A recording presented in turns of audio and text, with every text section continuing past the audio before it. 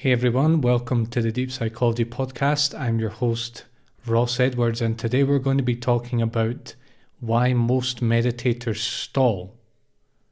So meditation is one of the most reliable tools for recognizing your true nature.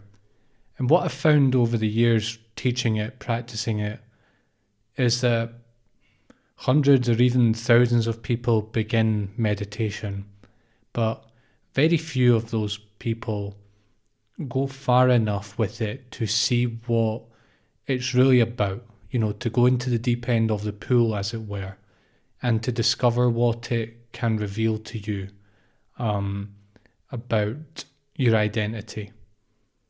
Not because meditation isn't powerful, but because often people stall on the meditative path. And today what we're going to really get at the root of is the reasons why this happens. Because if you really understand these reasons and you avoid falling into the traps that we're going to be laying out, you will be much better placed to go far with your meditation practice and really take it to its ultimate potential. Meditation is a proven tool for contacting awareness. It's used across all spiritual traditions, and what tends to happen is people will get inspired to begin it, and they will go somewhere along the spectrum of never having meditated before to having an awakening, or having recognition is what I call spiritual awakening, recognition. But few people really persist long enough.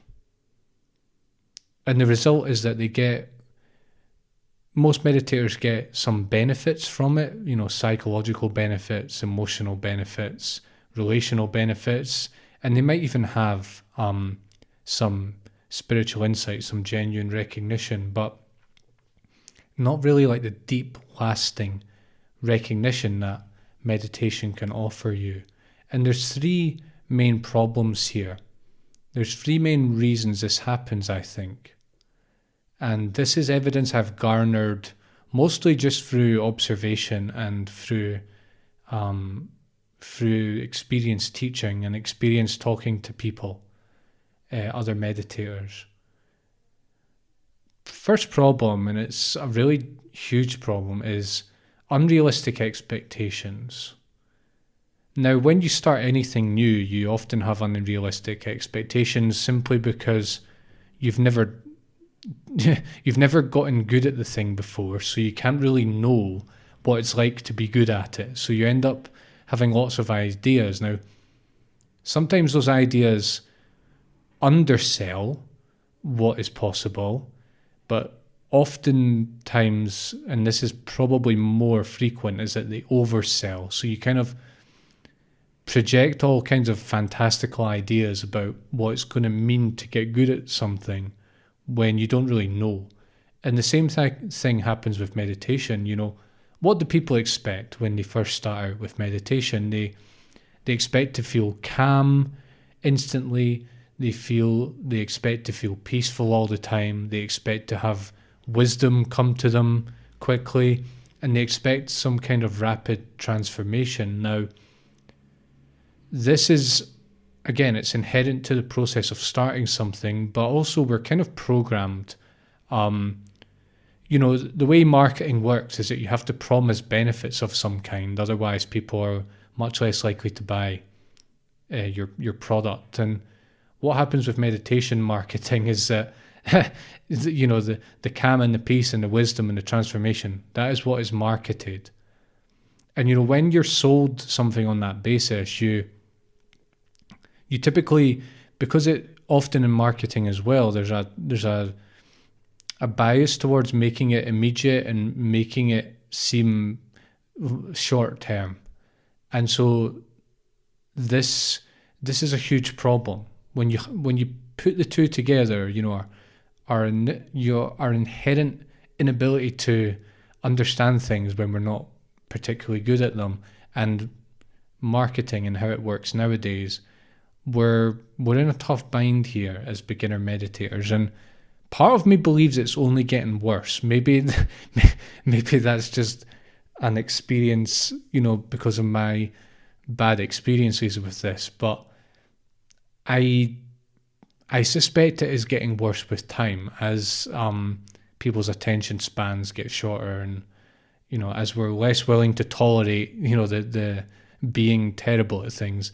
Again, I don't know if this is the case, but I just suspect. And this really transfers well into what I've observed teaching people. Students tend to expect, now listen, I'm 30 now, and I started teaching meditation when I was 28, I believe. People twice my age and even older than that would often come to my classes and expect me to sort of deliver transformation to them. I would give them some radical technique or some instant change. And that is, it's problematic to come to that as being a student. And it's because you're not really willing to learn meditation as it is. And also, it's a huge burden to put a teacher under. Now, I didn't feel a burden because I could realize that this is what they were doing, and that wasn't on me to solve that. But it's quite a shocking thing to experience when you're in your late 20s and people double your age are coming in expecting something fantastic. Not to say that meditation isn't fantastic, but they have expectations they have unrealistic expectations. And I would have to tell them, listen, meditation takes time. It requires a lot of persistence, and most of the time when you're meditating, quite frankly, especially in the early years, you're going to feel like nothing is happening. You're going to not really know often why you're doing it. You're going to be doubting. You're going to feel like there's no progress. You're going to wonder, this meditation thing is just nonsense. But listen, think of it like this. You're learning something new. And if you've ever learned something new, which we all have, we've all learned many things from scratch, you'll know that until you get it, you don't get it. And the don't getting it part is often quite painful. And it's just the way human learning works, and meditation is no different. There's a key reality here with meditation, and it's that meditation doesn't always feel calm, peaceful, or ecstatic. And if you come in expecting it to, and this is what meditation beginners do most of the time, you're going to sabotage it because you're missing a fundamental ingredient, which is not to have any expectations and to fully be with your experience as it arises and passes. What actually happens with meditation practice is that, for want of a better expression, it burns away your ideals and it dissolves your expectations of what it should be like. And eventually you just learn to work with your experience as it is without preferring. And this might sound like resignation, but it's not resignation, it's actually embodiment. It's actually re-owning your experience. It's not a passive, I'll never feel good ever again because here I've learned about meditation and even that won't make me feel good. No, it's a totally different relationship to what feeling good and feeling bad means. So that's why having ideals and expectations is an obstacle. Now listen, it's pretty unavoidable as a beginner, but you have to realize that you have to let go of it at some point. And if you don't, you will stall and you will stop meditating. And this is one of the reasons why most people do, because they never overcome that barrier. All right, the second big problem that I've found is very much related to the first one, but it's something even more fundamental. It's basically that beginner meditators want to get somewhere else. There's a core human pattern that I want you to realize in yourself and in other people, and it's that there's a basic subtle rejection of the present moment. If that sounds too Eckhart Tolle or too woo-woo for you, people just aren't where they are and content with it. Literally. Watch people sitting on a bus. Watch people waiting on a bus. Watch people waiting in line. Watch people when there's not much going on. Watch people even when they're supposed to be having fun. Watch them, quite honestly, and watch yourself in all these situations and feel what it's like to be you in these situations. And you'll realize that this is it's a fundamental part of the human condition, the subtle rejection of the present. Now, this enters meditation, of course, because meditation in one sense is it's taking like artillery and just completely destroying that entire mechanism. So even then, this tendency shows up in meditation. Meditators will often meditate as a means to an end. So they'll do it to relax, or they'll do it to escape, or they'll do it to have unusual experiences, or to feel special, or to build some kind of identity, instead of just using it to rest in the present. And this is simply because they're applying, or the core human tendency of rejecting the present is now getting expressed through meditation. So it's meditation is now the way to avoid the present, you see. Now listen, again, like the previous problem, it's very normal at the beginning because, again, you've not meditated enough to learn that this is like one of the main roadblocks here. And also because when you've just started meditating, you've not really developed an ability to rest in the present, and actually you might have a bit of, your nervous system frankly isn't tuned to being in the present. Your body patterns, your emotional patterns, your mental patterns are all pointing you away from it. So it's no wonder. And it's normal at the beginning, but again, like with the previous problem, it eventually becomes a fork in the road, because ultimately meditation is not about different states or avoidance or feeling calm or feeling this way or that way. And it's not about getting somewhere. It's not about changing what you're experiencing per se. What meditation is really about is the ability to be here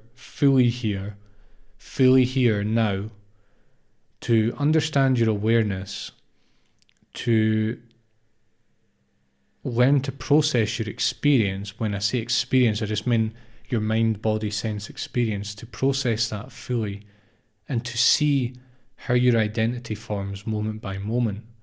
And you might wonder, well, how does this fit with enlightenment, awakening, or recognition, Ross? Because you're talking about meditation can lead you to insight into these things, but you're saying it doesn't get you anywhere.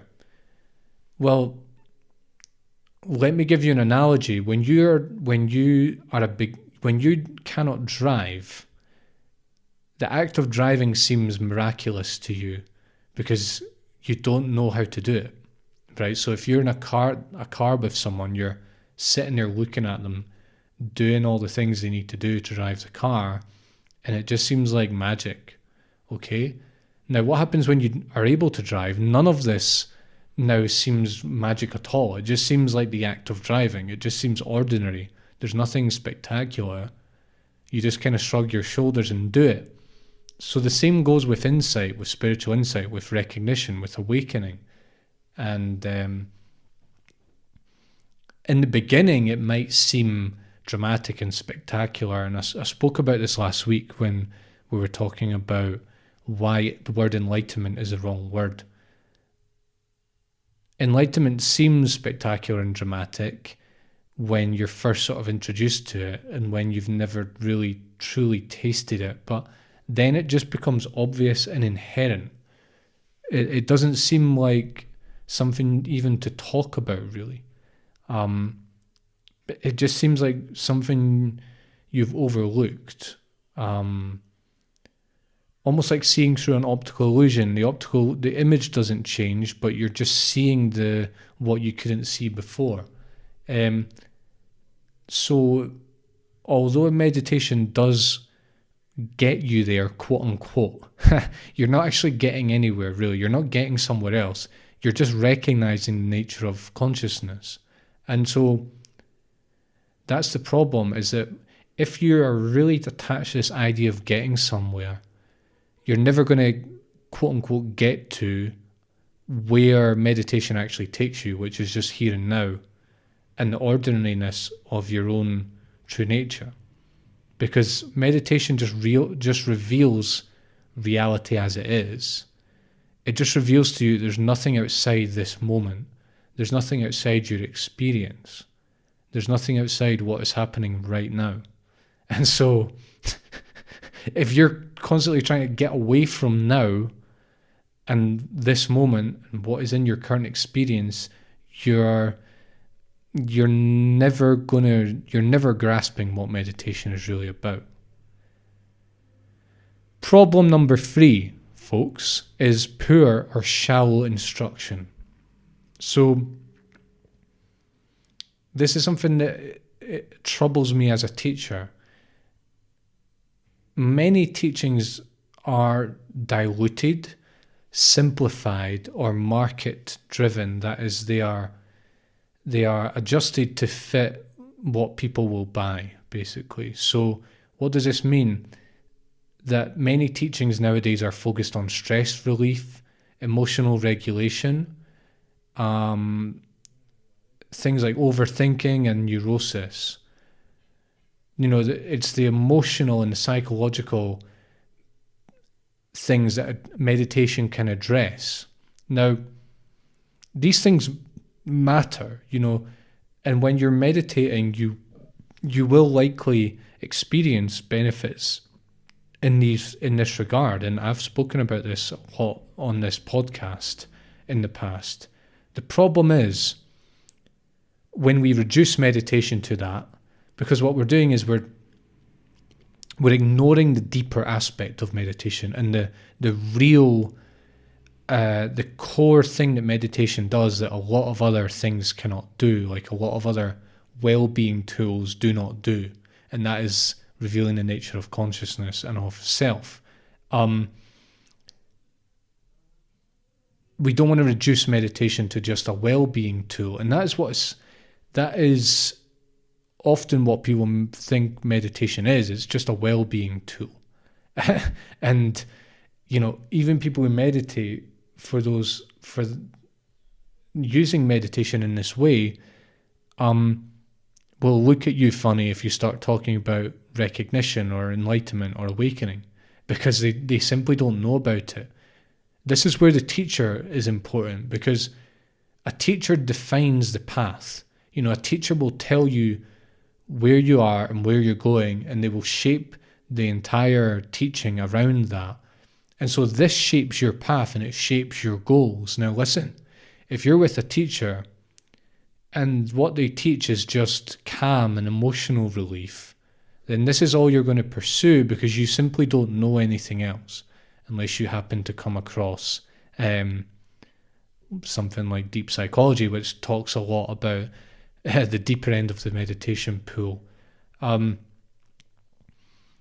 risk is that you never encounter the deeper purpose, and you never realize that meditation is about discovering who you are beyond concepts, beyond identity, beyond your self-image.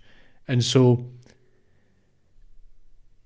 what you'll realize is that if you're with a really advanced teacher, the way that they frame meditation will be very different to someone who's doing it as a well-being tool. They will show you the deeper purpose. If they sense you're not ready, they're not just going to flood you with it, but they will mention it, and you will sense that there's something deeper they're not revealing, probably. And they will point you beyond just the well-being aspect. And if you happen to find teachers like this very early on in your journey, it's going to shape your entire meditation journey, because you're going to be more open. You're going to realize that there is something more profound than just the well-being part of meditation, right? And your whole path is going to be oriented to something deeper. So that's why the instruction is so important, and that's why the way meditation is framed is so important, because it kind of, if the way you encounter it to begin with can really shape your entire path. And listen, the fundamental problem beyond what I've said here, it's all pointing to a fundamental problem. And it's that meditators simply do not want this. They don't just want this. They don't just want their own being. They don't just want their own self. They don't just want their own body-mind experience. They want exotic experience. They want altered states. They want mind-blowing moments. They want knowledge. They want something else. They want to be a different person. They want to be enlightened. They want to be a sage. They don't really want presence and groundedness and embodiment, because when you have these things, you realize that they're actually really ordinary in a way that can feel threatening to a goal-orientated approach, or the idea that you're going to become someone special. This is really what it's about, because the real path is not a path. Really, there is no meditation path. Ultimately, the path is here, it's now, and it's always available, and it always has been available, and it always will be, no matter how much you meditate or don't meditate. It's not somewhere else, it's not going to come later, and it's not after progress in ultimate instance. Now, it's a paradox, because you can only say this with any real authenticity when you've meditated a lot. So it's kind of like, as I said, the meditation burns away your illusions about meditation. That's really what it does. However, if you walk a path that is always pointing you away from the present, you're never going to get to the present, quote unquote. And again, I know I may be tying myself in words, but it's a paradoxical thing that it ultimately isn't a paradox, but the way we use language can make it seem like a paradox. It's interesting because I've known not that many, but enough experienced meditators in my life to tell you with full honesty that even when people have insight to some degree, they're still chasing something. They still want to build it into something. They still want to I was going to say discover more. The desire to discover more is actually healthy. The problem is when you're building it into something and you're trying to discover more as a substitute for present awareness. I suppose the way I could say it is that a lot of even pretty experienced meditators, they're still not comfortable with present awareness. And that just, it's interesting because even the feeling of not being comfortable with present awareness will make you practice more, which makes you more comfortable with present awareness, which undoes the need to practice. You see, it's a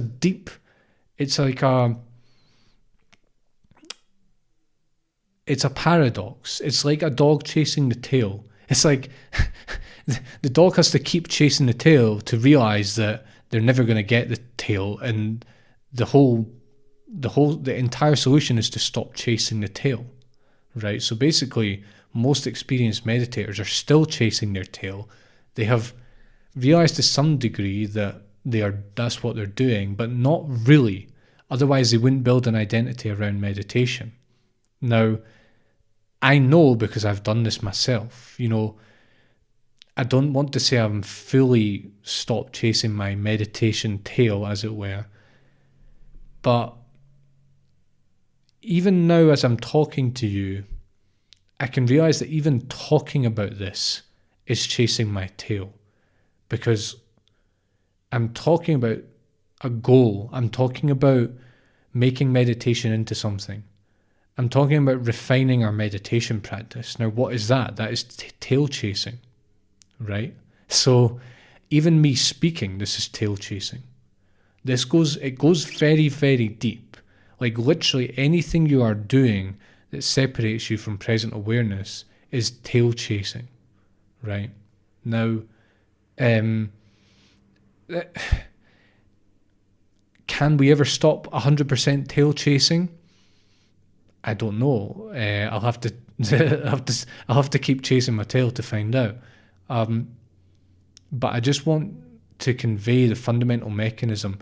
Whenever we're looking away from the present, whenever we're conceptualizing the present, we're actually chasing our tail, and we're not just resting in the present.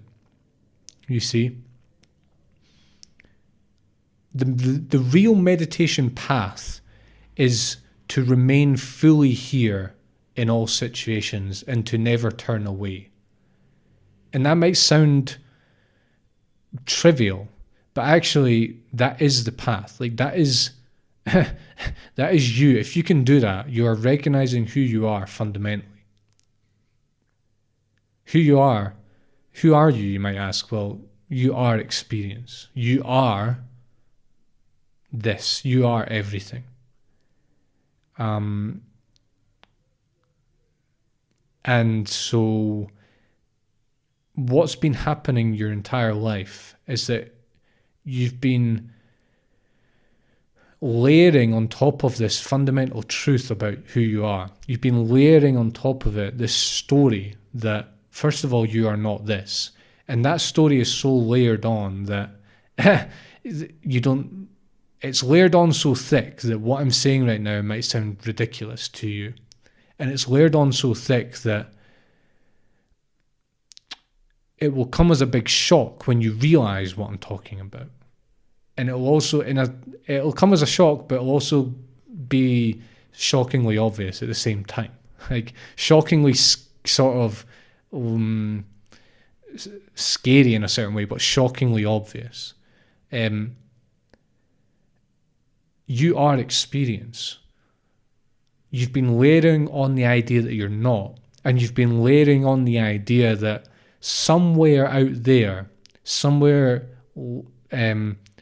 outside of your current experience, in some other place and in some other time, in some future where you are different in some way, you will find your true self. You will find your joy. You will find your own fullness. You have to realize that this is all a story in your own fullness. This is literally it's an entire kind of mechanism that is occurring in present awareness, right? What meditation does is it shows you that at ever deeper and deeper levels. And of course, when you start out in meditation, you don't see this. So the meditation, as I said earlier, just becomes enfolded within that very mechanism of chasing and of looking away and of not thinking and of not knowing that you are this and you are everything and you are full and complete right now. Regardless of the actual configuration you're in, regardless of what emotions you're actually experiencing, fundamentally you are full. Meditation just gets enfolded in that, so it becomes another tool for you to chase that fullness that you think you're lacking, right? So the path home, as it were, again, paradoxical language, dog chasing the tail language, but just accept that it's paradoxical. The path home is to stay with your present experience. And the more you do that, the more you will realize that your present experience is all there is. That there isn't literally nothing else. You cannot find anything else.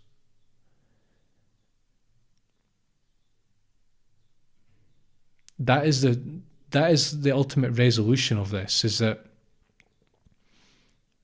you will realize that you are just a dog chasing the tail.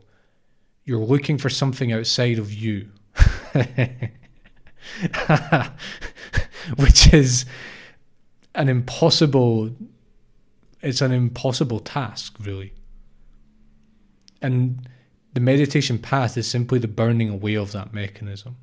And yes, you will have, the more miserable you are in life, the more this fire of looking for something outside of you is burning. So you're like desperately looking for something else. And, with meditation, it becomes a smaller fire, and it becomes like, a fire that is almost dying, and then it will become just embers slowly just glowing. And then, I don't know if this happens or not, because I honestly don't think I've reached that point. Otherwise, I don't even know if I would be speaking about it right now. But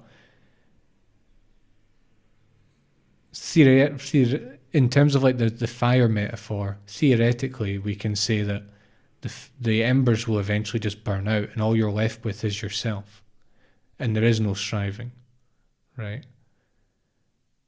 So the three problems and the reasons why meditators stall is aligned perfectly with this, because fundamentally they're looking for something else. And what meditation does is show you that there is nothing else, very literally. And so the whole path is coming to terms with that fact. And really, meditators stalling is some variation of just falling off the path at some intermediate point, right? When they're maybe starting to realize what it's really about, and they just can't stomach it. And they just want to stay in, I'm going to say illusion, but I don't mean that to be judgmental. It's just the human condition, right? It's just our condition is to look elsewhere, right? And to turn away from the present. Just to stay, they want to stay in that mechanism. They might not frame it like that, but fundamentally that's what's happening, right? So that is why meditators stall. And I want you to look out for these three problems. The problem of having poor instruction that just focuses on well-being, which, well-being, feeling good in your body and mind, is a side effect, or it's a symptom, or it's a sign of not turning away from the present. Because when you feel happy, you're fundamentally okay with the present. Problem 2, trying to get somewhere else, clearly in just direct opposition to what we're talking about here. And problem 3 is having unrealistic expectations, which basically means you're projecting all sorts of ideas about how your current experience will be and how it will be after you have meditated for X amount of years or whatever, right? So, excellent. I think we've covered that, everything we wanted to cover now. And this should help you stick with your meditation and help you really get to the kernel of it. And it might even guide the sort of teachers and resources that you're working with going forward. So thanks a lot, everyone. You can sign up to my newsletter by going to the podcast homepage and following the link to my website, deep-psychology.com. I just do fortnightly updates. I'm not going to I don't spam you with like courses and books and stuff. I mention these things, but a lot of it is free, and I'm not like an annoying salesperson. I just give you like genuinely down to earth updates on what I'm up to. And of course, make sure to subscribe to Deep Psychology Podcast. I have new episodes every Wednesday, and I have new snippets of those episodes every Thursday, Sunday, and Tuesday. So stick around. Next week, I'm coming back with another episode on meditation. So I really hope you join me for that. Thanks, everyone. I'll be back soon.